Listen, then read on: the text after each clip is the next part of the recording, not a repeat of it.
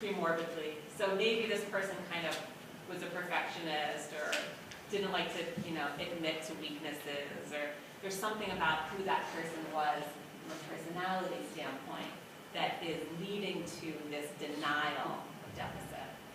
I think there's enough evidence in the neurologic literature from a lot of different diseases that there's probably a neurologic basis to this syndrome, that it's not that personality or cultural factors wouldn't influence your discussion of how injured you are, or maybe your ability to look at how injured you are, but we see pretty consistently, at least in stroke patients, that right hemisphere stroke patients have this self-awareness problem, whereas you don't see it as frequently in left hemisphere strokes.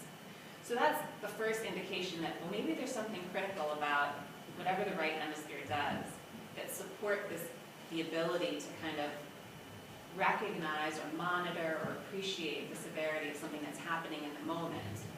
Now, hemiplegia, or paralysis of your arm, is different than memory loss, right? But we can also see unawareness for memory loss. And so one of the things people have been trying to understand is, well, what's a unified theory of anosognosia or disordered awareness? Because you see it in so many different contexts. Is it one thing that applies to a range of different deficits, or is it lots of different kinds of, or specific different disorders? And one of the, I think, theories that has resonated with me as plausible from a neurologic standpoint is the idea that, so we know different parts of your brain are responsible for different primary abilities. So we know the parietal cortex is important for body awareness and the sense of your body in space. We know that the temporal cortex is important for memory and language. We know that the prefrontal cortex is important for executive abilities and social awareness of how you interact with others. And so it may be that a deficit or an injury to those areas on the right side more often than on the left side leads to unawareness of those specific deficits, right? So if it's a right prefrontal injury, you might have unawareness of deficits related to social and executive behavior, whereas with the strokes in the parietal lobe, you have this unawareness of your body in space. So then if you have specific deficits in specific physical locations, how do you assess them comparatively? So when you're trying to assess the seriousness of someone's anosognosia, because most of what this paper is about is how you assess it and how you really pin down the definition of problems. Right. Well, that is sort of what I spend my day trying to figure out, is how do you really measure this? We've gotten very good at measuring these primary abilities. We have 1 trillion tests for every cognitive domain. There is no lack of assessment tools if you say, oh, I have an attention problem, or I have a naming problem, or I have a memory problem, and we do everything very, very objectively. So if someone comes into the clinic and says, I have an attention problem, we don't say, all right, I'm going to scale that. I'm going to rate your attention problem on a scale from 1 to 5. No, we do an objective, rigorous test of that person's attention. And so what I've been trying to do is to figure out a way to bring that same kind of objectivity in assessment to self-awareness. So the problem is that self-awareness is a huge, kind of blurry concept. So you have to start to get very specific with what are you talking about. Are you talking about awareness of memory? Are you talking about awareness of where your arm is in space? And so, the best you can do, I think, is try to design something that is independent of people's opinions. Like, you might remember from the reading, a lot of the times when we try to rate people's awareness of their memory loss, we ask their caregivers or their families, how impaired is this person's memory? And we use that person's report as the gold standard.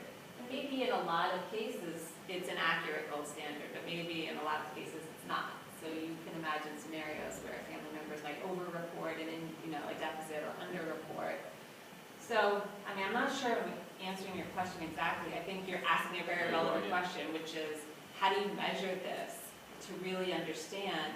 I mean, the other thing about creating an objective assessment tool is not only that it's not subjective, but is that it allows you to then ask questions about what caused it, right? So if I just measure someone's awareness based on what their caregiver thinks versus what they think, I can't then ask any questions about the nature of the deficit, right? I can't study the errors that lead to this syndrome. But if I create a test, I can now create multiple versions of the test under different conditions, and I can see what enhances awareness or what impairs awareness.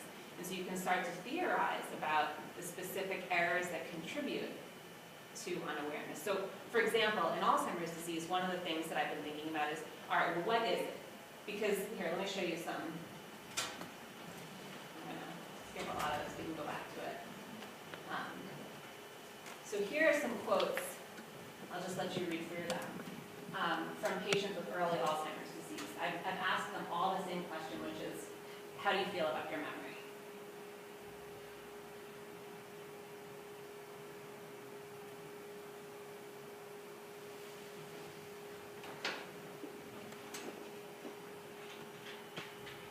You can see a real range, right? So the person at the top thinks nothing's wrong. They're not sure how I got their name to be in the study, but they're happy to be in the study, thankfully. The next few people, well, the next person, you know, I don't have dementia. My kids think I have dementia. I don't have dementia. The next person says, you kind of get the sense maybe they recognize something's happening because they're saying, well, it's just old age, but they're not so bothered by it. Meanwhile, you know, you should keep in mind that these people have been diagnosed with Alzheimer's disease because on testing, their memory is well below average. So there's a very severe memory impairment. And they're describing it as nothing pressing, just old age. But then these two on the bottom, there's a real awareness, right? And they're even aware of the diagnosis. They're aware of when it was diagnosed and the idea that it's progressive. These people all have the same level of disease severity. It's not a question of, well, they're further along and so they're less aware, or they're further along so they're more aware. It's really independent. And so one of the things I started thinking about is, so what produces this syndrome of unawareness? So, you know, there's at least three possibilities. So one is that the person simply isn't stopping to evaluate themselves. So there's sort of a fundamental deficit in just attending to one's own performance, right? So it's simple, just a simple concept. They're not even stopping to evaluate themselves. Then the second possibility would be that they are stopping to evaluate themselves, but for whatever reason, they have a deficit in detecting a memory failure. So a memory failure has occurred, but their detection mechanism is broken. Then the third possibility is they stop to evaluate themselves, they detect the error, but that doesn't get synthesized into their self-concept, and it doesn't frame their expectations of how they're going to do the next day, right? So they can see it, but it's momentary, and it doesn't last, and they don't build on that impression. So the reason I'm going through these scenarios is because my current research is designed to tease those three possibilities apart. And the only reason I can do that is because I've tried to develop a test that can help me do that. So I have three different conditions of this meta-memory test, which I'll show you.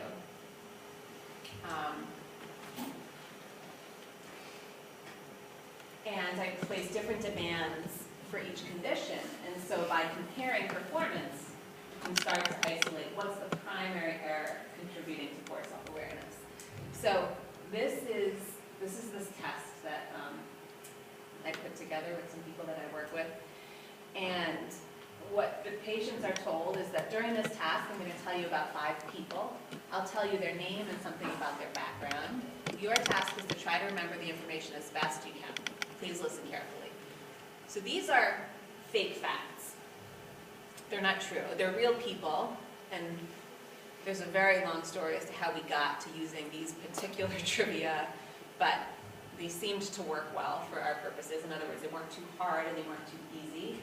and I was convinced that it would be new learning, right? So I didn't want to teach them something that maybe they knew already.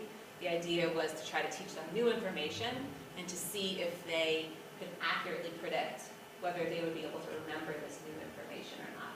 So we hear these 5 facts, and then we move to the test phase, where we say, okay, here's the first question. Who traveled to Asia to study philosophy? Don't answer out loud. There are 8 possible answers on the next page. Will you know which one is right? And then they get to pick yes, maybe, or no. Okay? So prior to assessing their memory, we're assessing their opinion of their memory, right? And by looking at this, we can look at, are they underconfident? Are they overconfident? Are they just totally out of whack with, that there's no relationship ever between their predictions and their performance? So then we get their rating. We allow them to choose which answer they think it was. And we calculate what is called a gamma score, which is essentially a correlation between their predictions and their performance. And it ranges, the scores range from -1 to 1. And what it tells us is the extent to which their performance is related to their predictions, right? So if they get more confident that they're going to get the answer, does their accuracy go up? If they become less confident, does their accuracy go down? So what you want to see is that their confidence and their accuracy sort of rising and falling together. And the nice thing about this test is that when we looked at whether it picked up on the clinical syndrome of disordered awareness, which is very important, right? Like, I don't want to just make this test and say, oh, this measures self-awareness, and I'm going to use it to study self-awareness. So the first thing I really had to do was say, all right, I'm going to make this test, I'm going to give it to all these people, and I want to see if it relates to the clinical picture of awareness in a given person. And it does, thankfully. So patients who come in and say, I have no problem with my memory, they do very poorly on this test. So their gamma scores are closer to -1.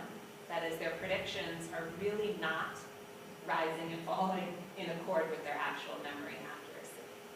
Whereas patients who come in and seem to recognize that they have a memory problem, they tend to do very well on this in the moment, knowing what they're going to remember and knowing what they're going to forget. So this now I'm using as a tool now that I've established its validity, that is, it picks up on the syndrome I'm interested in. I can now use it to really pry apart or tease apart the specific errors that are leading to the clinical syndrome. And that's sort of where my cognitive psychology interests come in. So cognitive psychologists, are very, very good at developing tasks that measure very pure thinking abilities. Neuropsychologists, we're very interested in diseases and brain injuries, and so we give tests that are very sensitive to these conditions. And so because they're sensitive, sometimes the tests are not so specific. So we might give a test like,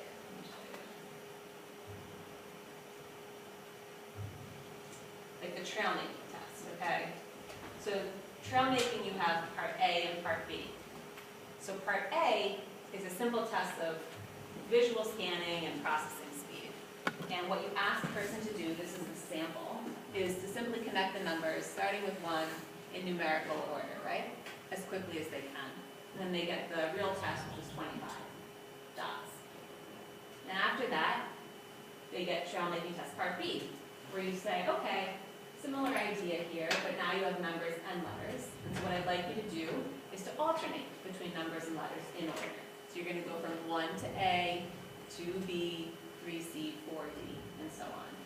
And this is the practice again. The test, you have 25 per route.